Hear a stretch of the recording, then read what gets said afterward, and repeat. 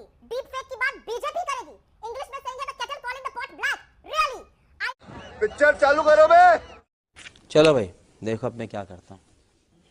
नेता से लेकर हम छोटे छोटे कार्यकर्ताओं के वीडियो को काट छाट करके अश्लील घिनौनी गंदी बातें करना, यह बीजेपी का असली चाल चरित्र चेहरा है। ये बात करेंगे क्लिप्ड वीडियो की, वाह भाई वाह, मतलब 900 चूहे खा के ये क्या बातें कर रहे हैं मैं समझ नहीं पा रही हूँ। स्किज़ोफ्रेनिया की तकनीक दिख रही है। मैं यहां पर दो चार चीजें बस छोटे में बोल देना चाहती हूं और वो बोलनी जरूरी है। तस्वीर पलट जाएगी 10 उपचुनावों में। 7 राज्यों में उपचुनाव हुआ ना, 11 जगह लड़ी थी बीजेपी अकेले, 2 जगह जीती है, 9 जगह हारी है। 1 नहीं 2 नहीं 9 जगह हारी है। संविधान का मुद्दा हमने नहीं, संविधान का मुद्दा जनता ने बता दिया। आपके कर्मों को देखकर जनता को समझ में आ गया आप क्या क्या करने वाले हैं। वाह दीदी, वाह दीदी। नहीं दीदी वाह दीदी। राकेश जी बोलिए। मैं बहुत आग्रह के साथ कह रहा हूं। देखिए, झूठ के लंबे दूर तक पांव नहीं होते हैं, काट की हांडी बार बार चढ़ नहीं पाती है। आप जितना भी झूठ फैलाएंगे एक न एक दिन वो झूठ जनता के सामने खुल ही जाएगा। अच्छा, हमको सिखा रिया है। आपने जितने प्रकार के झूठ बोले हैं ना, आज कोर्ट के भीतर है। आप किस प्रकार के झूठ बोलते हैं, हमने कोर्ट मुकदमे दाखिल करते हैं और या तो कोर्ट में चुपचाप माफी मांगते हैं। मैं मौका दूंगी आपको, रुक जाइए। आम आदमी पार्टी और आप ही को बोलना है। आप इस बात को मैं डंके की चोट पर कह रहा हूं, आप कहेंगे तो मैं एक एक घटनाओं का उल्लेख कर दूंगा कि कैसे कैसे आज कांग्रेस पार्टी और इनके एक साथ इंडिया ब्लॉक के इनके सहयोगी आम आदमी पार्टी, ये दोनों ही कैसे आज कोर्ट के भीतर जाकर के माफी मांग करके पतली गली के रास्ते से निकल जाते हैं और या फिर सजा याफ्ता घोषित होते हैं। इसलिए आप ये झूठ फैलाना बंद करिए। जनता सब सच जानती है और जनता को कोई लगातार बार बार बरगला नहीं सकता है। आप भावनात्मक तौर पर डीप फेक वीडियो दिखा करके अचानक किसी को आप चकाचौंध कर सकते हैं, स्तब्ध कर सकते हैं, आप भाव बहा सकते हैं, लेकिन लंबे समय तक ये प्रक्रियाएं लंबी चल नहीं सकती हैं। हम अपने काम के आधार पर, अपने कार्यकर्ताओं के परिश्रम के आधार पर और जिन नेताओं के नाम बार बार, चाहे वो सुनील साजन जी ले रहे हो या सुप्रिया सेनेट जी ले रही हो, इन नेताओं के बयान आप फिर दिखाइए। इन नेताओं ने बाद में बयान क्या दिए हैं कि आपके उनके बयानों को तोड़ मरोड़ करके, काट छांट करके, संदर्भ से परे करके और उसके साथ छेड़छाड़ करके आप इस प्रकार के वीडियो जारी करके आप बदनाम करने की कोशिश कर रहे हैं उत्तर प्रदेश की योगी आदित्यनाथ सरकार को, देश की नरेंद्र मोदी सरकार को। लेकिन ये प्रयास आपके विफल होंगे। आप कितने भी प्रयास करें, हमें अपने कार्यकर्ताओं पर भरोसा है, हमें अपने नेतृत्व पर भरोसा है, हमें अपने काम पर भरोसा है और हमने काम किया है। इसी वजह से आज उत्तर प्रदेश नहीं, आज देश के 17 राज्यों में भारतीय जनता पार्टी की सरकार है। अरे कौन भौंक रहा है ये बदतमीज? इधर उधर की बात करने से बात थोड़ी बन जाएगी। बुलडोजर चलाने से शासन नहीं चलता है, गरीबों के घर उजाड़ने से शासन नहीं चलता है। उनकी जो आली है उसमें आपकी हार साफ दिख रही है और दिखेगी।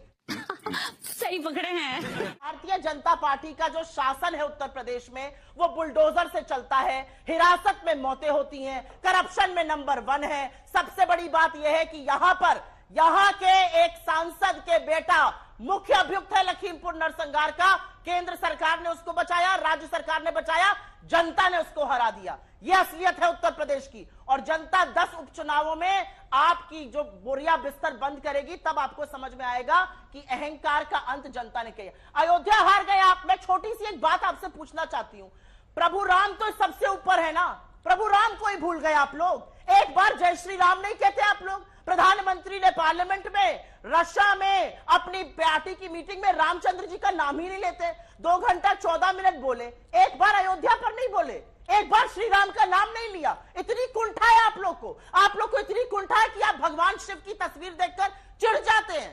क्या स्वयंभू ठेकेदार बने हुए हैं आप धर्म के? आप किसी के सगे नहीं हैं, आप सिर्फ सत्ता की लोलुपता के सगे लोग हैं। ये असलियत है आपकी और ये जनता समझ चुकी है। जनता माफ नहीं करेगी। अब जवाब दीजिए, इसके बाद सुनील जी की बारी होगी। देखिए अंजना जी, देखिए कैसा झूठा नैरेटिव आपके चैनल के सामने बैठकर बनाने का काम कर रही है कि अयोध्या भारतीय जनता पार्टी हार गई। अरे भाई, अयोध्या लोकसभा नहीं है, उसका नाम फैजाबाद है और फैजाबाद लोकसभा में अयोध्या जो विधानसभा है वो भारतीय जनता पार्टी जीती है। और भारतीय जनता पार्टी कोई पहली बार फैजाबाद नहीं हार गई है। आपके निर्मल खत्री वहां से कांग्रेस पार्टी से सांसद हुए थे।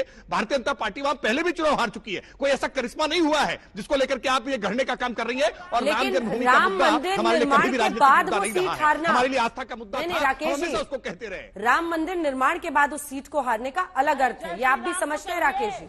पार्टी बदल लिया साला। बोलते बोलते कह गए झूठ के पांव छोटे होते हैं, झूठ की काट की हांडी चलती नहीं। बिल्कुल सच। 13 साल आपने मेरे नेता के खिलाफ झूठ फैलाया, फेक वीडियो बनाए, डीप फेक बनाया, एआई यूज किया मेरे नेता को बदनाम करने के लिए, और सच इस देश के सामने आ गया। और राहुल गांधी आज जननायक है, आपको लोग झूठा कहते हैं। आप तो दरभंगा में एम्स चला रहे थे, लोग माइक्रोस्कोप लेकर ढूंढ रहे हैं। आप तो हर सारे का IIT और IIM खोल रहे थे, उसका पर्दाफाश आपकी सरकार ने पार्लियामेंट में कर दिया। अगर अब आप लगातार बोलिएगा, अपनी बारी का तो मैं इंतजार अपने राकेश टर्न पे जी, आपको बोलने नहीं प्लीज, मैं आपको मौका दूंगी। दूंगा। असलियत ये है कि ये बड़ी अच्छी बात कही आप। चलिए जल्दी से एक बार सुनील जी इस पर बोल रहे। सुनील जी, नाम क्यों नहीं लेते श्री राम? देखिए अंजना जी, मैं भारतीय जनता पार्टी के प्रवक्ता को लगातार सुन रहा हूँ, कह रहे हैं समीक्षा कर रहे हैं, इनके सारे नेता हैं, तो क्या समीक्षा अयोध्या से लेकर के एयरपोर्ट के भ्रष्टाचार पर कर रहे हैं कि नहीं कर रहे हैं? मैं एक बात जरूर कह रहा हूँ कि आप लोग ये गलत प्रचार करते हैं कि कांग्रेस ने कहा कि हम 85-100 रुपए खटाखट भेज देंगे। अरे ये बात तब कही गई थी कि जब सरकार बन जाएगी इंडिया गठबंधन की। आप लोग इतने भोले लोग नहीं हैं कि हार करके भी कोई योजना पूरी हो सकती है। भाई मजा आया। नहीं, देखिए, ये समाजवादी पार्टी के नेता बैठ के अपनी बखूबी खूब शाबाशी ले रहे हैं। जब इनकी सरकार थी तो मुजफ्फरनगर का दंगा हुआ था कि नहीं हुआ था? और उस दंगे में सैकड़ों लोग अपना घर हिंदू मुसलमान छोड़ के भागे थे। ये लोग सैफई में नाच देख रहे थे, नंगा नाच देख रहे थे वहां पर। और 2012 के पहले 11 में इन्होंने कहा था कि मुसलमानों को 12% से 16% आरक्षण देंगे, नहीं दिया इन्होंने। ये तो झूठ ये भी फैला रहे हैं ना समाजवादी पार्टी के लोग, और मुसलमान जो है धोखे में जा रहा है इनके साथ। अब नहीं जाएगा, तुम्हारी हर चीजें, तुमने 4 टिकट दिया है MP में। अब किस चुनाव की बात कर रहे हैं खान साहब? कैसी अपमानजनक बातें कर रहा है लड़का, ये अश्लील है ये लोना। अरे कहना क्या चाहते हो? समाजवादी पार्टी और पीडीए ने 24 में बीजेपी को हाफ किया है उत्तर प्रदेश में, और 27 में हम लोग इनको साफ करेंगे उत्तर प्रदेश में। ये बड़ी अच्छी बात कही आप। अंजना जी, देखिए, जनता और जनार्दन दोनों संदेश दे रहे हैं। हाँ। जनता भी हरा रही है, और अयोध्या से लेकर बद्रीनाथ तक आपका डिब्बा गोल प्रभु भी कर रहे हैं। अरे किसी का नहीं तो प्रभु का संदेश समझिए, हर जगह प्रभु आपको हराने पर है।